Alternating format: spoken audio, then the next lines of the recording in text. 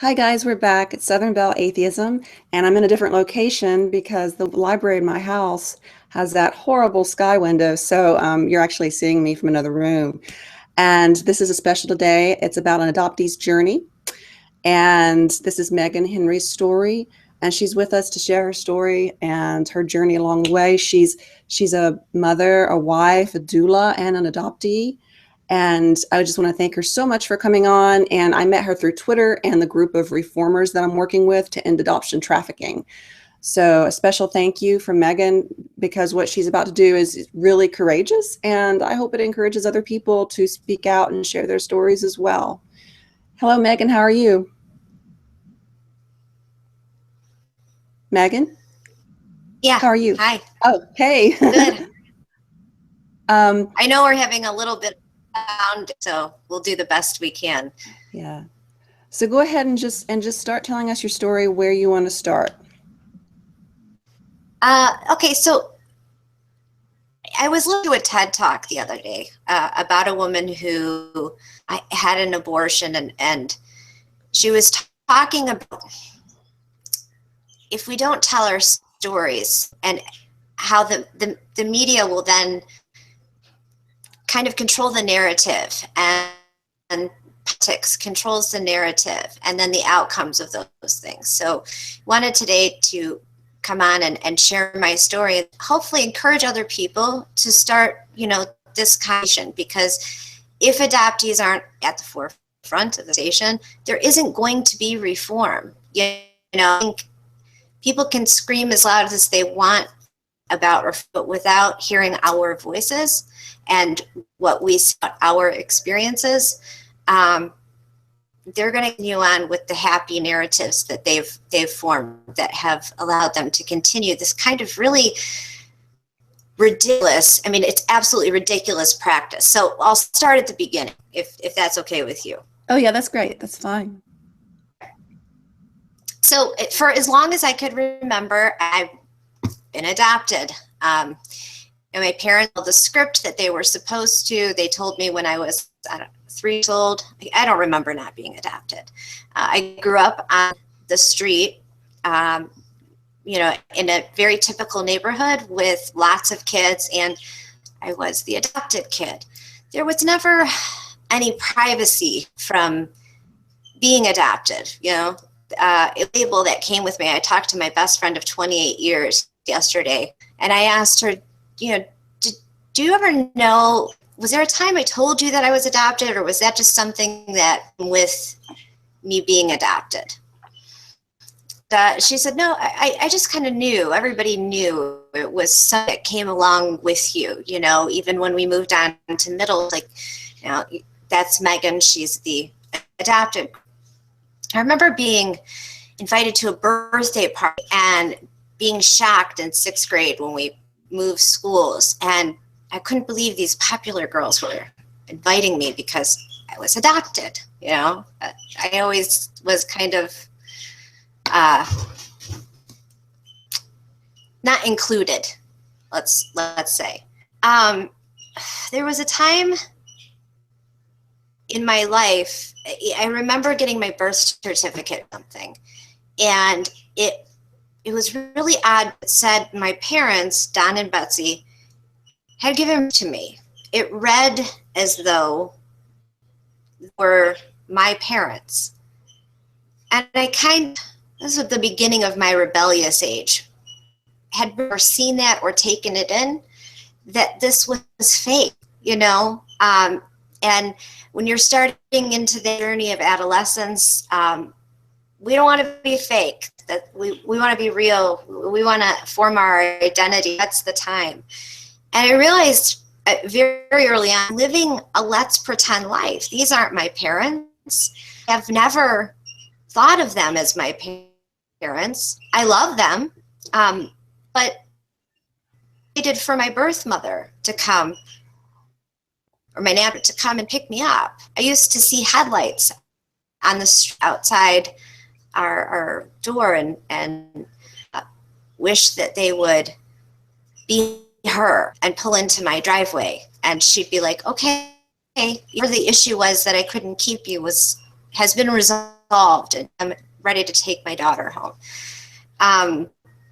So anyways, I had plugged into adoptiontrafficking right at 18, and a site where you can put all your information in and you can keep it updated. And then if someone's searching for you, that's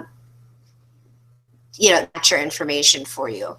And at 30 years old, when we moved to Houston, my husband and I watched a movie, and it had adoption as the central theme. And he's like, really ask you again to try and look for your birth parents. And I said, well, it makes sense. We've moved. I can update my contact info. And a search angel contacted me the following, which hadn't happened before. And she said, it's simple. If you just give me your date of birth, the hospital you were born at, I might possibly be able to, find your original birth certificate, because I have access to Ohio's specs. And so amazingly, she was like, within hours, she got back to me. And I had my mom, we had always kept in this filing cabinet non-identifying information that was given to us from the agency. And I had her read it to me. And I plugged in, they had said my paternal grandfather was a journalist. They gave me a bunch of non-identifying information. This age at your birth, your maternal grandmother was like a wife, and this age at your birth, that's kind of how non-identifying information goes. It was 5 feet tall, she had green eyes and brown hair, So I plugged in her last name that they had given me was Dancy. I plugged in journalist because I thought that's kind of the most high profile thing I've got here. I've got a realtor, I've got an engineer, and I've got a journalist. So I'll start there. And amazingly, John Dancy comes up. And I'm like, oh, wow, that was fast. Could this be him? I don't know who he is really. I remember him and his picture from watching the news when I was little, but I didn't really know if he could be my grandfather. So there was kind of a Wikipedia page, and I was seeing ages, and that's kind of how search goes. It's just putting these really small fragments of information together and seeing it work. So I contacted the search angel, and she said, well, that's about as much information most adoptees get. And I said, well, what do I do? And she said, well, you contact. That's the next step. It's either a yes or a no. As the most brave I think I've ever been was to make that phone call, know where I summoned the courage inside. I was on Facebook. I kind of plugged his name in. You're able to see people's profiles. I'm starting to look at people that look like me, and I'm like, this be my family? Should I call? No, I was trying to make out, who's who, which one's my mother, or looks like my sister. My body starts to vibrate from it. I've never had this physiological reaction of vibrating, and I'm still vibrating as I make the phone call. And I decide I'm going to call my maternal grandmother because she obviously knows about me, and I disrupt my mother's life. So if she's married and has other kids, I don't, that's not the way I want to introduce myself to her. I was trying to respect her. I called, I got this extraordinarily loving woman on the phone. She knew, obviously about me. She knew one day I was going to call. She talked to me about my family. She told me, you have, I have the best news for you. She's like, your mother and father got married, and you have 3 sisters that are all your biological sisters. And we are going up to a home we own in the mountains in North Carolina, or I'm not state exactly, but within a week I'll be able to get back, and I'll spend some time talking to Sarah. And before she phoned me, she asked me, do you have anything you want to know? I asked her thyroid. I have a bad thyroid. She said, oh yes, we all have that. And I said, is there anything else you want to know? And I said, no, I'll wait, talk to my mom. I'm really excited. I said, what do you think she's going to want me? And she said, yeah, I think she will. And so I was on cloud nine for a week, like, oh my God. And I just kept going back to Facebook and looking at these pictures, like, these are my sisters, my real sisters, and I'm going to get to meet them. And like a week, I'm going to hear from my mom and my husband, who's a different ethnicity and doesn't, have adoption as part of any part of their culture, was like, oh my God, now that she knows where you are, she's going to knock her down, because she's finally found you and you want to meet her, and you came in such a loving way. Week later, I mean, to the day, I get a phone call. I'd saved them in my phone as grandparents, from my grandparents. Oh my God, this is it. I remember like jumping over, I don't know what, I jumped a pile of laundry to get to the phone and answer it. And I'd kind of made it around our island.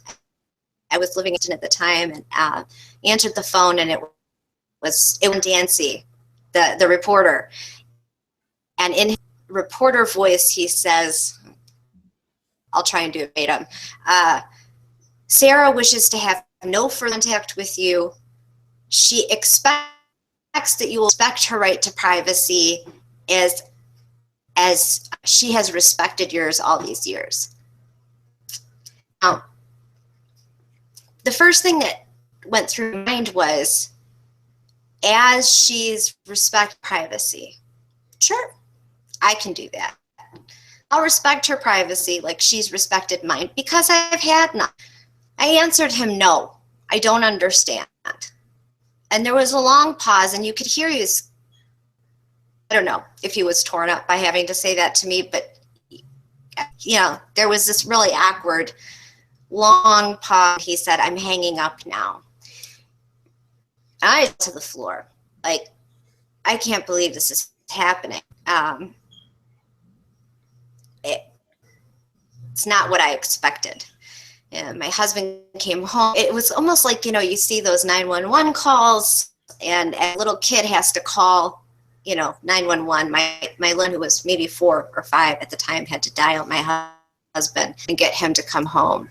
And when I've talked to people who've experienced it, like a death, kind of the same experience. I remember him carrying me upstairs and me laying on my bed and just feeling my spirit being from my body, and it moved for days. I didn't shower, clean, I didn't cook, I didn't do anything. And I guess we all have this idea, adoptees, this magical thing that reunions are going to go this way, that our mothers have been out there pining for us. We have a story we've been told our whole lives that our mothers love us so much that they gave us away so we could have a better life. And I believed that. My whole world, my foundation was founded on the fact that I loved and I was worthy. And in that moment, all of my self-worth shattered because I really believed that. So, part of what I want to do today is talk a little bit about my own story, maybe get into some reforms and some activism and what it's like to the absolute insanity of what we're doing to babies when we're giving them out for adoption.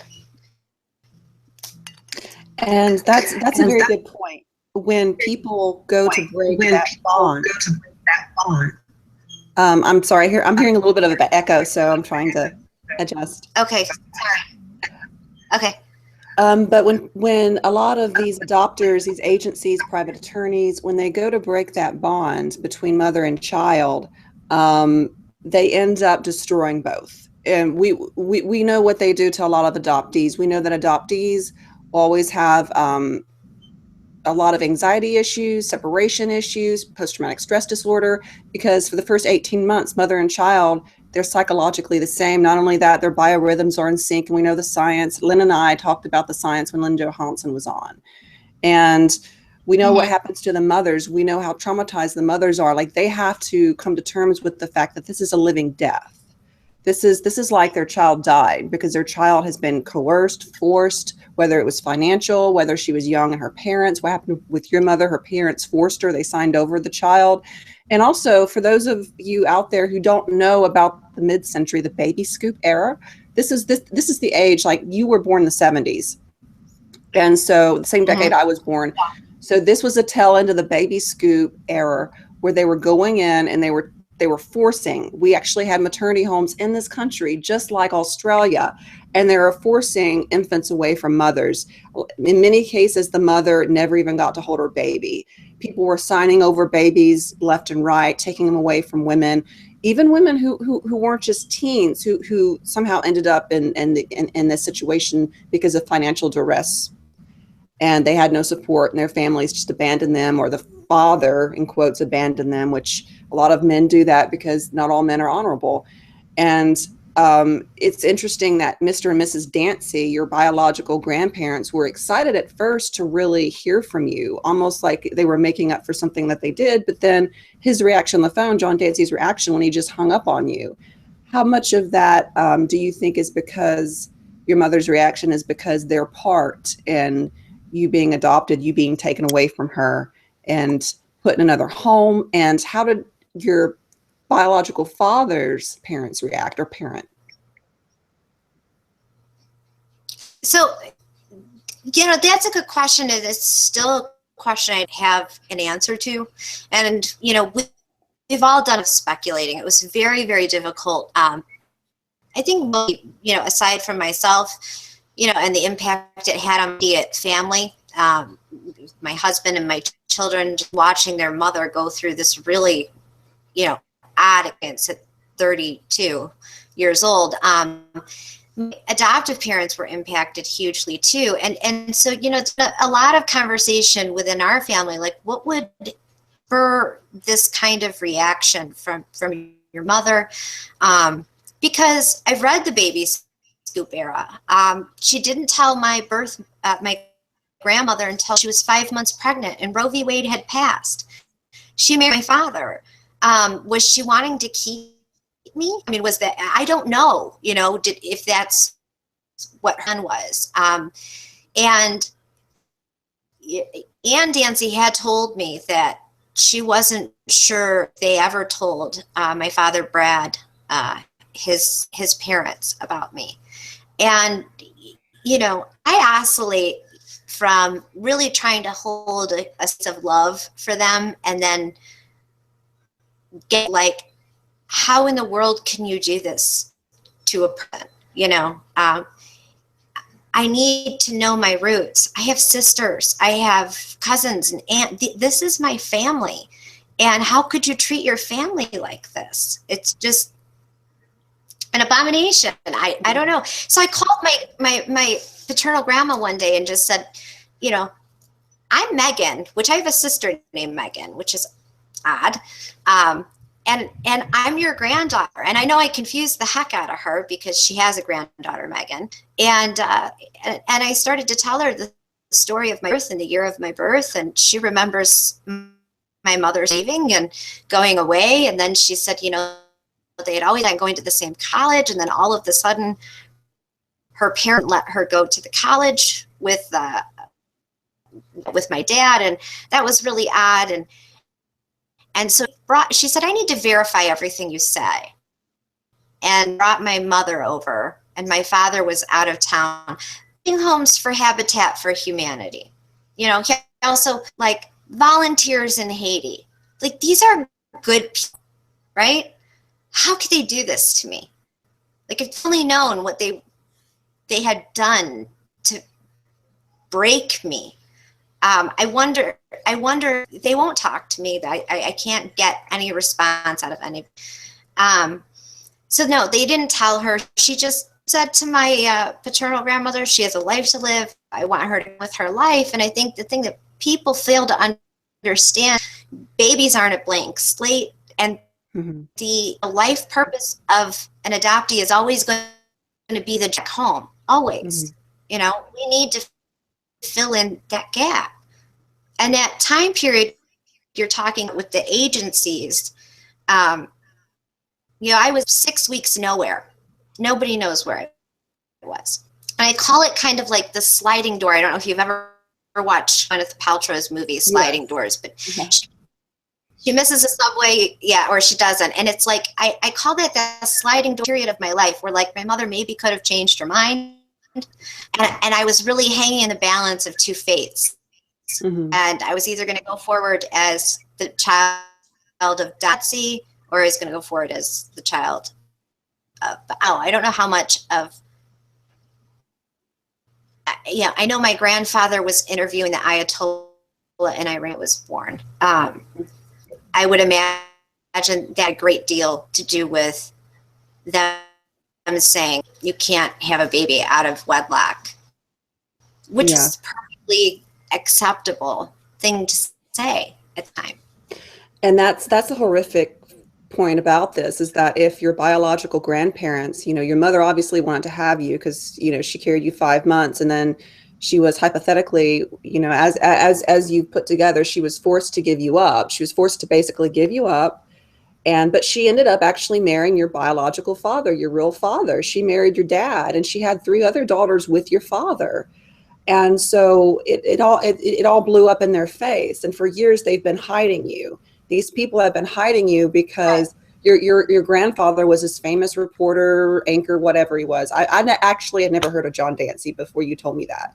So and because they were so worried about, maybe hypothetically we're supposing that they were so worried about their reputation with their country club or whatever friends, that they totally just destroyed their daughter and their granddaughter, which Right. I'm going to just go ahead and call it is unethical, immoral, and even evil. So that angers me for you, Yeah. because I've seen this happen to my best friend growing up, a very similar situation, my god sister. And your stories are very Mm-hmm. similar, where she was actually made to give up my god sister, and my god sister's biological real mother. And I don't say birth mother because that is actually, I consider that a slur. Her Right. natural Yeah. mother was made to give her up, and it was a very similar story, where but she didn't. The only thing is, she almost ended up marrying the biological father, but they're still friends and all that. So these parents who have done this, and who still do it today, by the way, who still will do it today, it is child abuse, and it's child abuse to their child and their grandchild. And if I wish there was some kind of accountability for it, and this is one of the top reasons why I really think that we need democratic socialism, and we need to lower the age of adulthood down to 15, because it's too easy for parents to do this, to completely, totally harm the next 2 generations. And I see it all the time, because even though a lot of the stigma of single motherhood is gone in a lot of areas like California, New York, this is Alabama. And I still see it here a bit. Right. So it's like we're still living this scarlet letter, and it's time that we grew up as a race, and we stop doing this. We stop demonizing women and mothers and children, and acting like babies. Like you said, babies are not these blank slates. They are not blank slates. There's genetics, there's DNA, there's all this stuff that search angels always talk about when they're finding real parents, where they're adoptees that they're helping. And they're, and on all of our blogs, if anyone wants to check it out, I'll have a list. You can look at all the scientific abstracts and scientific journals, peer-reviewed research that actually shows you do not separate mother and child. You will destroy both. Yeah. So Oh, yeah, absolutely. And I know this, and I think that may be part of the reason that I chose that path. If I put a mother on the chest, or a baby on the chest of a mother, some piece of me heals, and I'm sure I chose that because of my experience with being there's a lot, we could talk for hours, but there's a lot that goes on in the background and the subconscious of the other person's mind, because we're all so brainwashed into thinking that this is normal. And my husband and I had a conversation about it 2 days ago, just about how actually ridiculous it is. Like, if you talk to somebody they're not from this country, or they're not from, like we talked the other day, adoption is not a reproductive right. No, So it's not. it's not normalized. That. Right.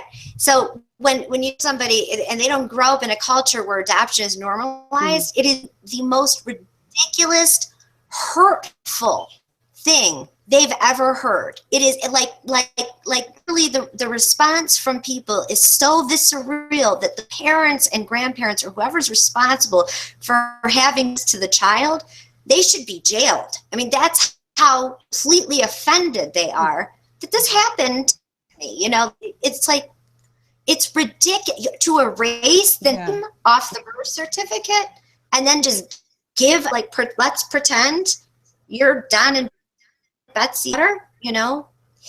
It's crazy. Talk about your husband's culture. Your husband is he's a Christian Palestine, and he's a Christian Palestine, so he comes from a very unique culture where family is actually very honored, and I would even say, from what you've told me, like they even hold motherhood to a higher standard than what the Christian groups over here in the United States do. So I would say the Palestinian Christians, this is something that they would not do.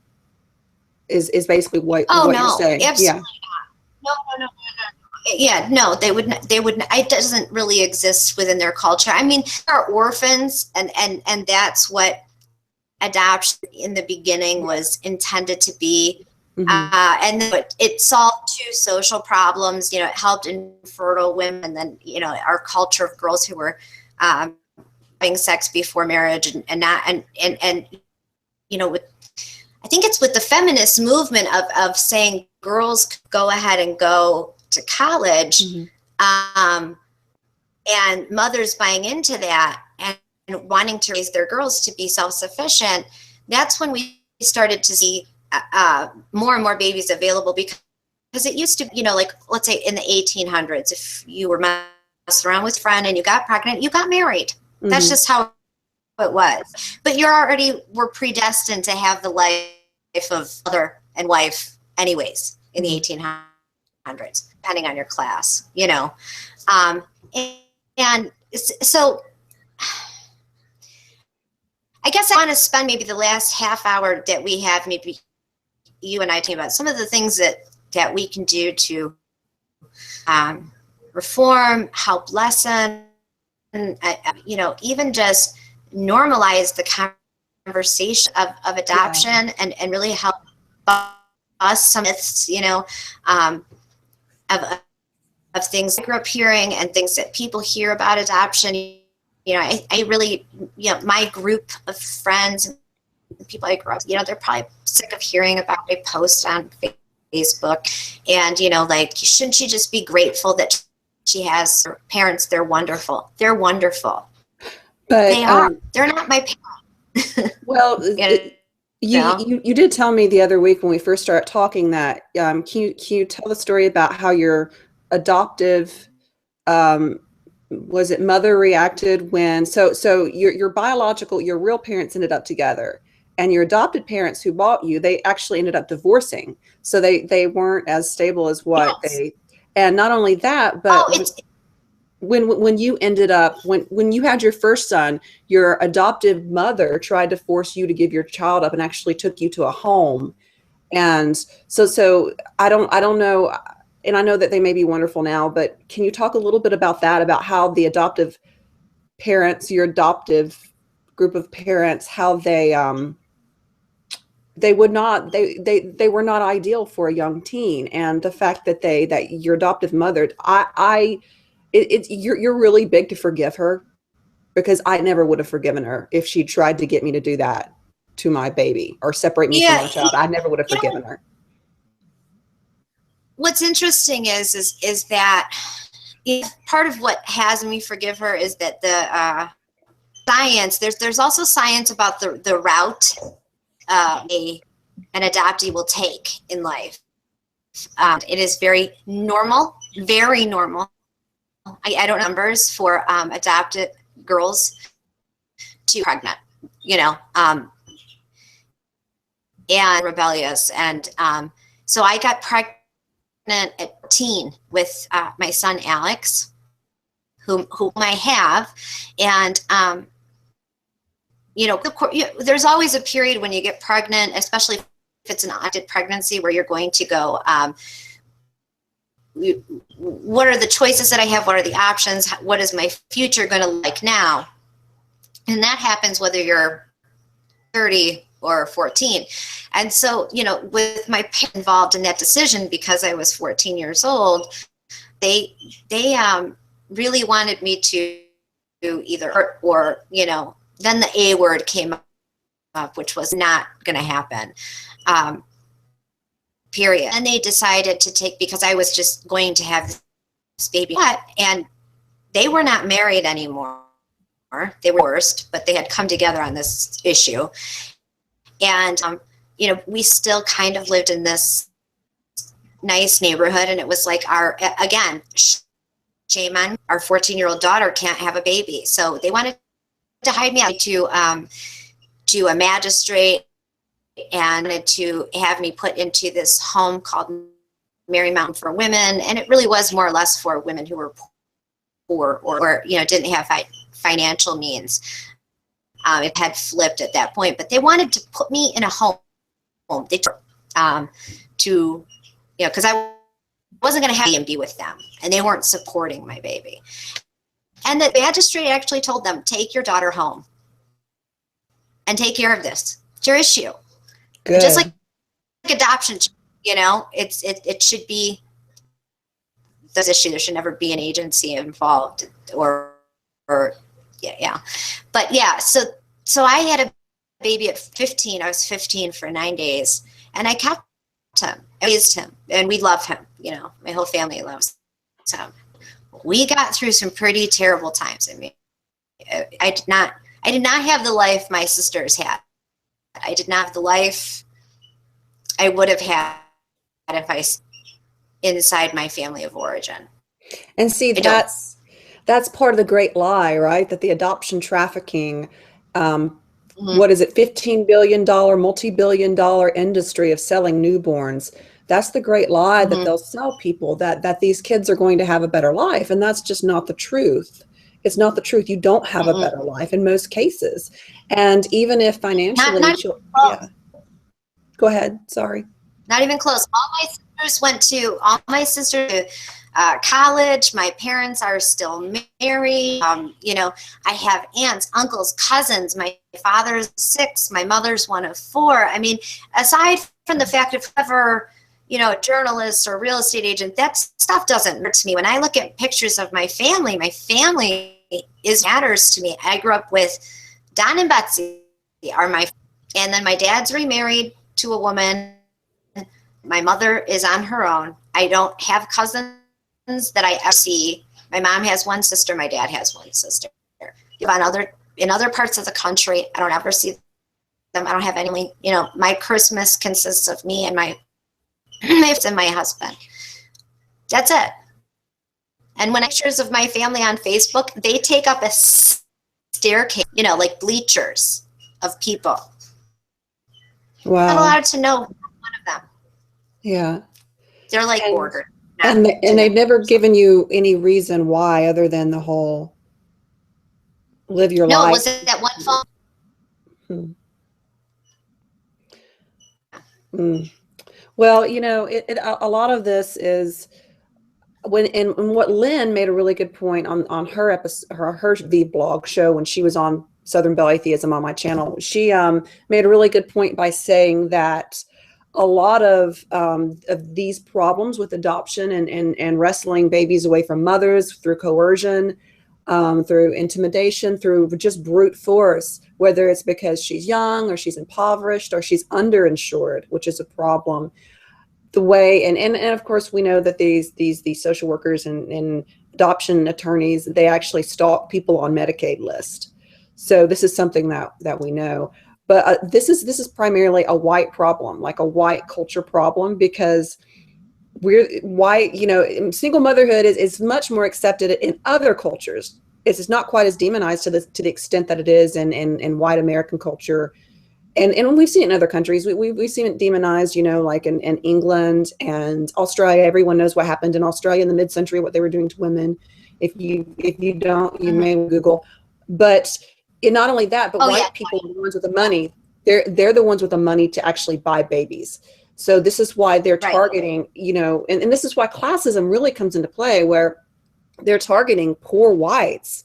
And it's interesting because it is, we're women, so of course it's a feminist issue, but it's people who would probably consider themselves feminists doing it, because it's wealthier women, like what happened with the baby Elliot story. It's wealthier women going with, and they have the money, the thousands of dollars to just drop for all the attorney fees, all the court costs, and anything else that the agency says she must pick up of medical cost or whatnot, which is interesting because in some situations they don't, they get away with paying nothing. That Medicaid actually pays everything. So they're actually, taking advantage of the government. These adopters are taking advantage of the government too, and also infringing on civil rights and denigrating motherhood. It's funny that infertile women, or maybe even gay couples, or whatever the issue may be, people who just can't have a child, whenever these infertile people Right. Do this, they want to be a mother, but they're denigrating, they're basically breaking down the very foundation of humanity, and that's motherhood. That's the mother and child bond. And it's completely and totally selfish. It is completely and totally selfish. And it's interesting. You really think about it, it's the most ridiculous thing I've ever heard that you can do to a person. Yeah. And babies aren't thought of as people. The whole thing is just not about the child at all. Like when somebody says adopt a baby, it's never about the baby. They'll take, my parents took the first baby that was available. They'll take what a baby. You know, it's not, if these people have, okay, so let's debunk some myths. So first of all, adoption's a nice word. You're buying a baby, a human person. It's trafficking. It is. Okay, that's one. Maybe there's somebody who's willing, or an agent involved in the transit.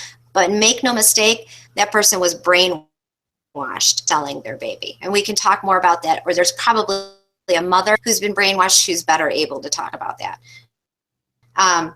Secondly,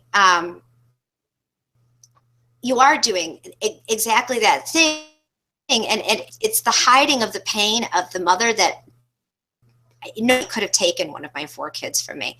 I don't even know how I would react. I can't imagine the contortions of my body if somebody took my baby from me. And we have to hide that in order to make this okay. Because if society understood the pure tragedy of what's happening to the woman and the baby, adoption wouldn't be okay. It couldn't be legal or ethical. And that's why our voices are so important. I've kind of lost my train of thought. I'm sorry. Well, but yeah, I mean, but that's just it. Like that wonderful thing that you posted, on that wonderful reference on Facebook you posted the other day, where neither the individual or society is ready to confront the agony of the mother who's had her child ripped from her arms and put into the arms of another person, just for money right. and greed. And the fact that we demonize the poor, and the fact that we demonize women for having sex and for having children outside of this social construct that we call matrimony. It's okay to sell babies. It's okay it's okay for a rich white adoption attorney to make $50K on a baby that they sell. And of course, Lynn and I talked about this too, about the amount of money made on these children that are trafficked domestically in America by this complete industry that I don't even know how they completely got away with whitewashing it like they have, making it appear like it's beautiful. Because what you mentioned earlier, the weeks of foster care that these children are held in, it's presented as, well, the mother has this opportunity to change her mind. No, she doesn't. That is a lie. That is a lie. Mothers have gone back and tried to get their child back. And the truth is, in Alabama, you barely have 5 days, the way that our state statutes are actually written. And you have to have a notarized form to actually carry to them. And it has to be done within 5 days. Yeah, we're working towards 72 hours, and we've heard about the stories of forced seizures and people's rights away under. I mean, I have no idea how I was born. I don't know. I was a C-section. I don't know if my mother was under anesthesia. I don't, how she was a minor, so she couldn't sign the contract anyways. I mean, and then there's the fact that the lawyers and the agencies are represented. It's so unethical to have a mother and the adopter, the same entity or the same attorney. That never happens in any other. There's never any other. I mean, even a real estate agent does not want to represent a client. They will do it in a brokerage, but not the person. This is the only industry that happens in. Yeah, and that's a very important point that you just made, is that these same attorney guys, the same adoption attorney picked out by the agency or social worker. Remember, they're private social workers. When we say social worker, we're not talking about someone working for DHR. So social workers actually make a lot of money too. Who they work for private agencies and they act like attorneys. They're just attorneys without a law degree, basically, in these instances.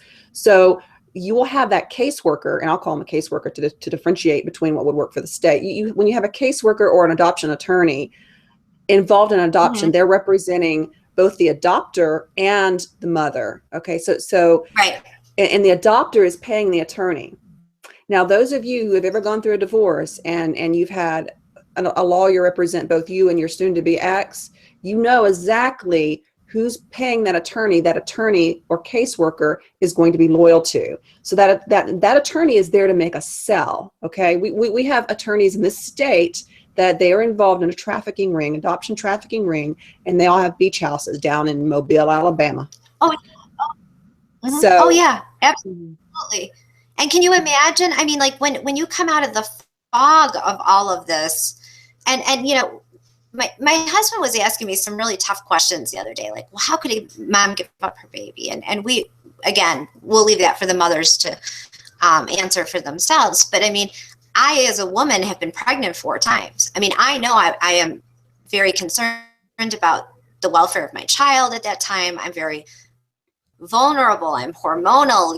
There's a lot of stuff going on within me. Just as a woman, I know that there are ways, and they're well studied. I mean, what happened was Roe v. Wade got passed. My parents told me that they had applied to adopt a baby, I think 2 years prior, and they did this to save their marriage. And if I brought them in here now, they'd tell you the same thing. And this was a very common reason for people to adopt. Because you think at the end of the day, I can't have a baby. That must be why our marriage is failing. So let's adopt. So I failed at my purpose in life by age 12, and then that's either here nor there. So then. You have I lost my train of thought.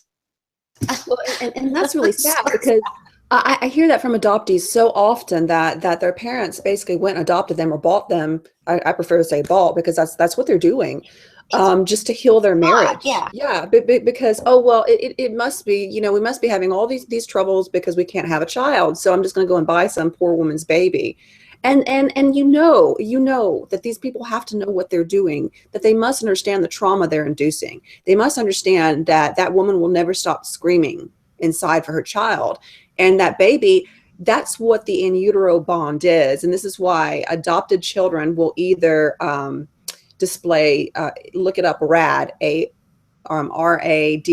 will display that disorder, and or a disorder of what's known as it's not colic, but adopted children always cry, like newborns will cry incessantly. And it's not colic, there's no other health issues usually, but they're doing that same, there's a certain cry, and this is in the scientific peer-reviewed journals, look it up guys, in utero, that a fetus does for mama. And once they're born, and that scent, babies even know the way that their mother's glands smell, like the nipples. And when they're taken away from that when they're taken away from their first country, their first home, their mother, they cry for that, and they wail. And this is the very first sign of trauma. In fact, it was Nancy Verrier who wrote, and Lynn and I talked about this on her podcast, The Primal Wound. So look that up, and she goes into the science of it. I own the book. My parents both. It's important to read. And, you know, I remember what I was saying. So Roe v. Wade passed in 1974, I believe. When my parents went to adopt me, they were put on like hold. They said there are no babies available right now. And so they were my dad was moving to Denver. He didn't have a job. Mom was staying here in Cleveland. He had gotten a job offer and she didn't know if she should go with them. They got a call that there was a baby available. And I really believe that my grandmother picked that for some way she was able to get out of these records. And I don't know if it's a made up story. I never heard it from anybody, but you could pick from one family and put me in another. As far as my dad's from Kentucky, John Dancy's from Tennessee, the degrees that were held by grandparents, the degrees that were my dad, you know, all those things that we think on paper matter, but really don't matter and don't make a family. They heard that they could adopt me, that they could have me, the social worker with me. You know, they said yes. And so happened, I believe, is that there was this huge decline in babies once Roe v. Wade passed, because to carry a baby to term and put yourself through that kind of horror, if you could have an abortion, you knew it wasn't the right time to have a baby. You know, you could safely have abortion now. So then we move into the coercion era, where the adoption industry had to read everything that they were selling. Their whole sales pitch had to be, because women weren't coming forward anymore and saying, I keep this baby, I'll never have a future, you know, I'll never be married in my country club, everyone will think I'm slutty. She could go have an abortion for it. There was nobody coming forward anymore. So the agencies had to get really creative, and that's where we talk about crisis pregnancy centers, you know, the church getting in with making sure that infertile women had babies, and you know, all this really coercive, deceitful, evil things they do nowadays to get babies, mothers to separate themselves from their babies. And I think Lynn, even like 6 weeks, but 6 months before it would have been okay. It was a temporary situation. Yeah. That is it. Yeah. And that's and I go ahead. Yeah, the coercive threats and the you know, the what I call the what's best fallacy. Well, you don't have enough money, or even if, you know, you've got insurance, even if you're underinsured, this whole fallacious lie, this incredible lie that a rich family is better, that richer people are better. So is that the whole message that we have in America? You can buy anything with money in America? Because I'm beginning to think that it is, if you can buy a human life. And what's particularly disturbing to me in my state is that with the whole pre-birth thing and how completely and totally unethical and just horrific that is, the fact that these women are treated like chattel, but so are the newborns. It's like you are a brood mare. The minute that you come in contact with any of these pregnancy crisis people that are having you sign these papers, or anyone, whether you've got family that are pressuring you to do this, you become a brood mare at that point for a wealthier person. No matter what their status or what their orientation or whatever they are in life, that mother becomes brood mare, and her child is a commodity. So here we are treating women like wrappers and babies like presents. And the whole insidious language, insidious, passive aggressive, and just nasty language that's dressed up and whitewashed, and looks like it's so rosy when we call, you know, adoption is a gift. A child is not a damn gift, okay? A baby is not a gift. A baby is a human being. And this is one thing that we need to really, all of us in the reformer community and the activist community, where we're really trying to stop adoption trafficking, especially of newborns, we really have to start calling out their language and breaking down their jargon, because the jargon is where they're hijacking people, where they're emotionally hijacking people, and they're covering it up. They're covering up the crime of human trafficking, saying it's a gift. It's not a fucking gift. People pay money for babies, and that's it. you know. Well, I think the thing is, and I love that Lynn said this when she talked to you. And I'm going to talk about myself for a second, is that had she known what adoption would do to a child, she may not have made that choice. And that's why I think it is so important that as adoptees, when, you know, shows like this or get our stories told, I'm not okay. I know I look okay, but I'm not. I never have been okay. It's not an okay life to, you make your child an immediate second-class citizen. There's never a time in their life that they don't wonder if the woman in the grocery store is their mother because they have the same color and hair color. You know, I studied family and all throughout growing up, I was constantly occupied. I was never in the moment. I was always wondering, pining, longing, my body, on a cellular, biological level, wondering where my family was. When are they coming to get me? That was the story of life. There wasn't something else going on. I wasn't at a school play because my mind was, where is mother? Is she in the audience? Did she secretly come to find me? I was diagnosed with, I had head, leg pain, you know, everything that you would associate. I talked to you about this, and you know, this like root chakra, like not being grounded into your origins. Of course, I knew nothing about that then. It just was when I got older, I was like, that makes sense. I was the first child they ever put a CT scan machine because I had so much physical pain that was unexplained and undiagnosable. They finally diagnosed me with fibromyalgia at age 20, except it doesn't fit. The diagnosis doesn't quite fit because that's supposed to come on later in life and you weren't supposed to have had pain. You're in life. I came to my parents at 7 weeks, sleeping through the night. I have 4 kids. They've never slept through the night. I imagine that 6 weeks of placement where we could get all those wails and screams out so that our adoptive parents would like us.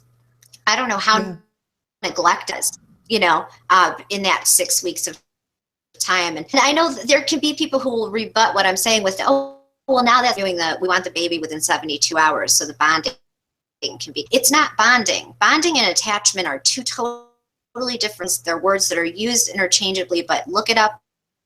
They're the same thing. And then there's, of course, Nancy's book is a good resource, but we really need to look at what we're creating. Like, you know, supply and demand are what drive the business. And so, you know, we have to reduce the supply. And that doesn't start with the natural mothers. That starts with the coercive agencies that are out there. And we have the demand. And that means really the story about adoption is not a reproductive right. It is a parenting choice. Mm-hmm. Meaning, just like abortion is a parenting choice. You know, leave the mother to decide what she needs to do, you know, with child, whether she's going to raise it or if she doesn't think to parent the child, but she's carried it to term, what she's going to do. It's strictly a private, that no agency should be involved in. There shouldn't even be adoption agencies. And you know, I completely agree. You're very right. It is a parenting choice. It's not a reproductive right. And this is why on Facebook and on Twitter, I've called out, for example, the Center for Reproductive Rights. And because they keep calling adoption a reproductive right, it's not you as an infertile person, anyone out there that wants to adopt, take someone else's child, you don't have a right to someone else's child. That's not your right. Your reproductive right, it does not involve someone else's uterus and vagina, and it doesn't involve their flesh and blood. No. And that's what that's part of that myth. And I've seen that even on Planned Parenthood's website. They've got to stop saying that shit. They've got to stop saying that other people have a reproductive right to someone else's ovaries, uterus, children, because you don't. They don't.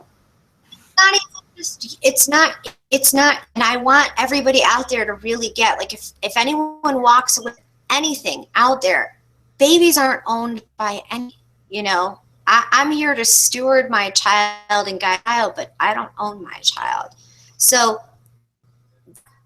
idea of another woman's uterus and none's baby, that's me. I'm that baby. Mm-hmm.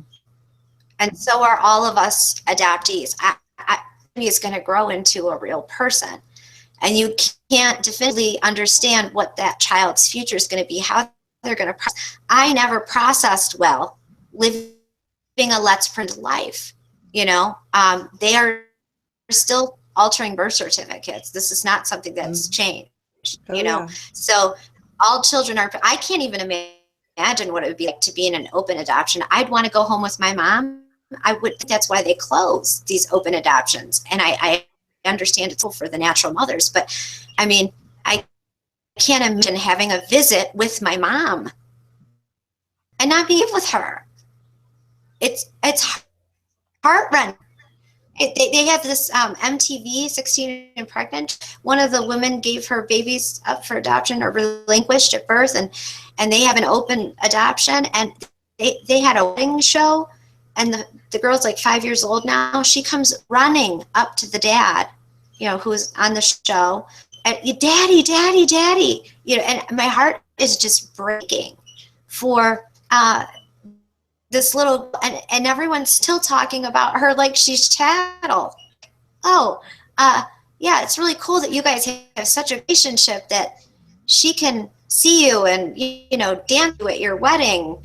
How is that little girl processing the fact that carrying her mother, she has a little sister, but she has to strangers? Exactly. Yeah. And that's part of the lie now, like the new myth. Well, open adoptions are better. No, they're not. They're not.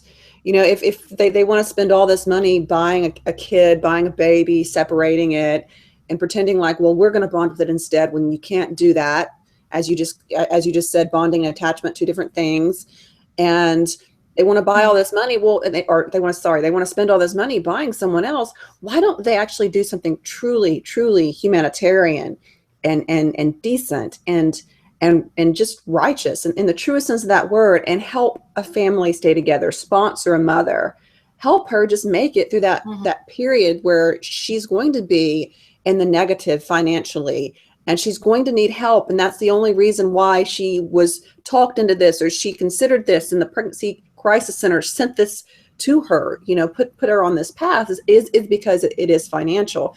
So you wonder, how can these be good people? But that's part of the lie, like building up adopters as good people. Well, they took in this unwanted child, but we all know it wasn't unwanted. It was never unwanted. And shows like that, like propaganda shows, are just so horrific. They're so horrible because they encourage these lies to exist in society. Yes, I was disgusted. Mm-hmm. Yeah, I mean, and that's, I guess, part of why I wanted to come on today, was to show, like, I may look like walking down the street. I'm a person, and I look normal. And nowadays, you get older and you all separate from school, and not everybody in the world knows I'm adopted. It's not like I have a sign on me that says I'm adopted, but I am truly, truly broken, heartbroken. I live and walk with a broken heart. I have since the day John Dance called me. I don't know if I had come to terms with the fact that let's pretend life before that, but okay. And I would just encourage any mother out there who's told that adoption is choice for her child and it is in the best interest of her child. No, it's not. Your baby wants you. Your baby needs you.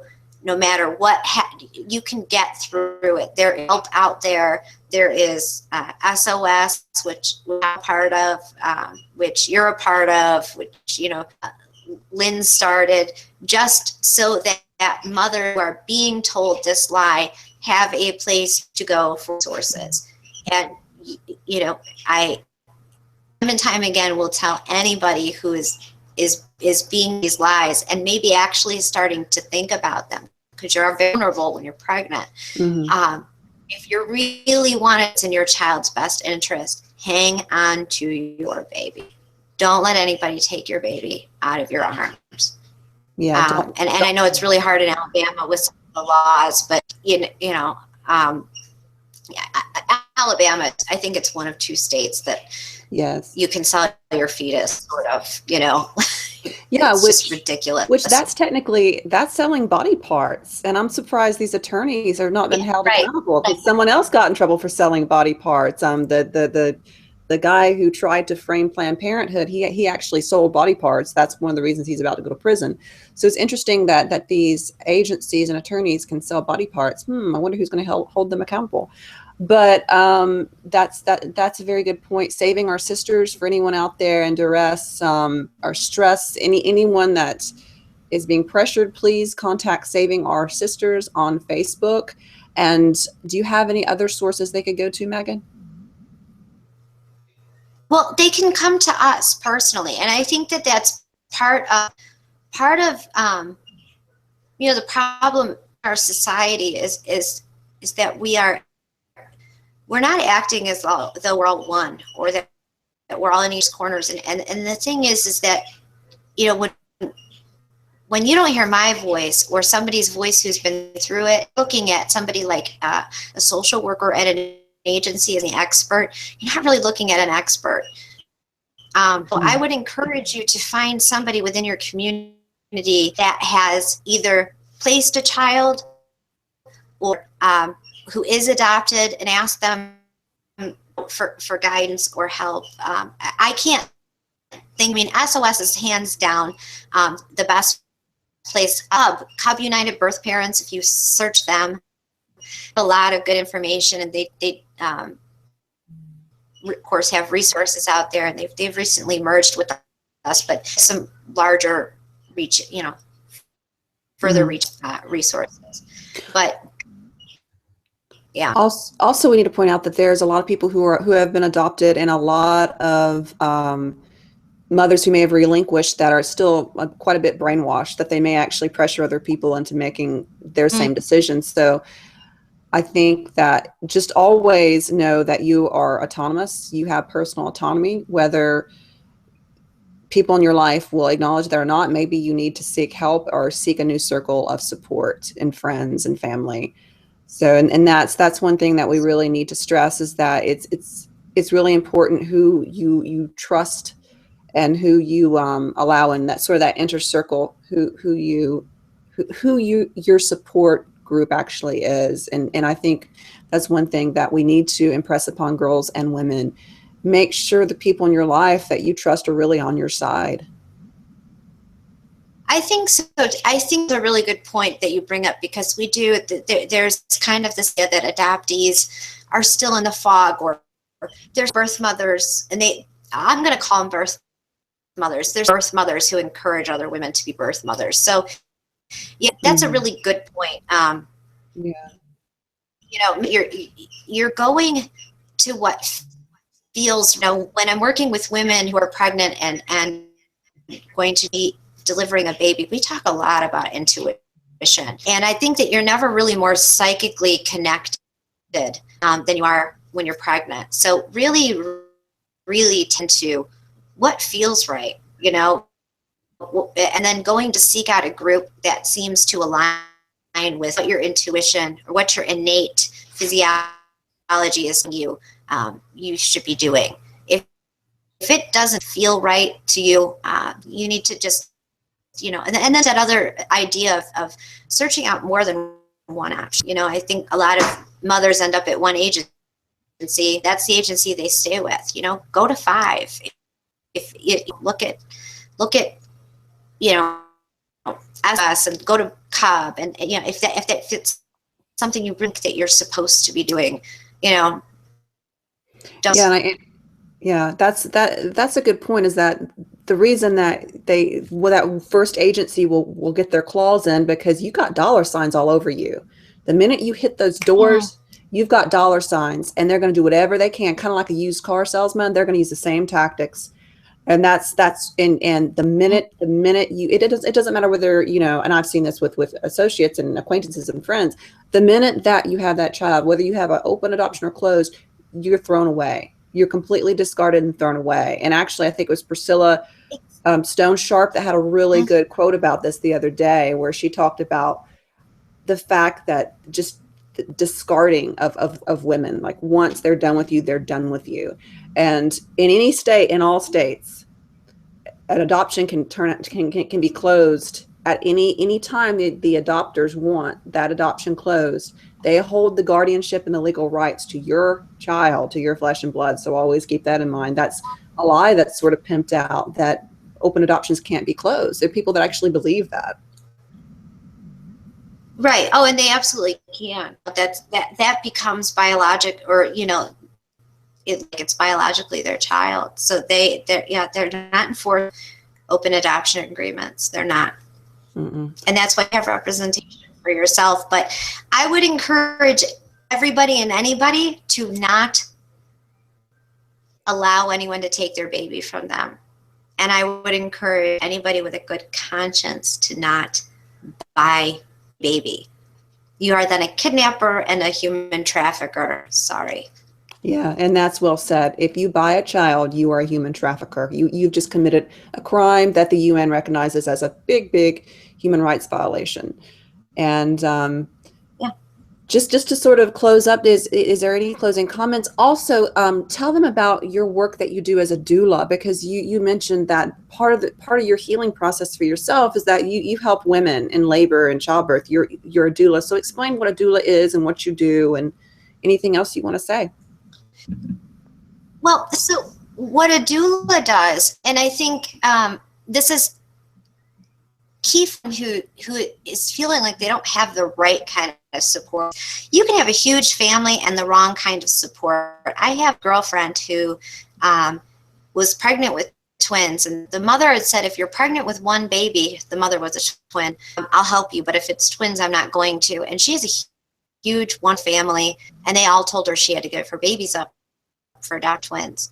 And she was my best friend. I couldn't talk to her during that time period. I didn't know why. I just kind of cut off speaking with her, and I couldn't get into her mind. I couldn't fight her family, and they wouldn't let me see her in the hospital because I was so anti what she was doing. Well, needless to say, 2 months after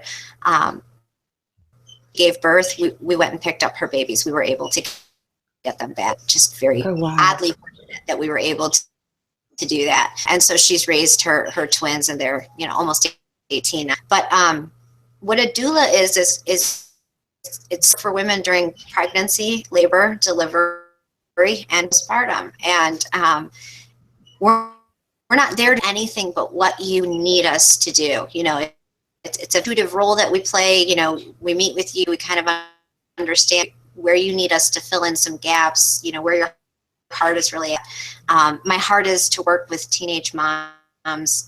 I have not ever been faced with working with a girl who would like to relinquish, and I would honestly not be able to do that because I provide her with any of the support that she needed if that's what her family wanted to do. So the thing I do, and that's my job, and I think like it heals me, and I have a lot to do with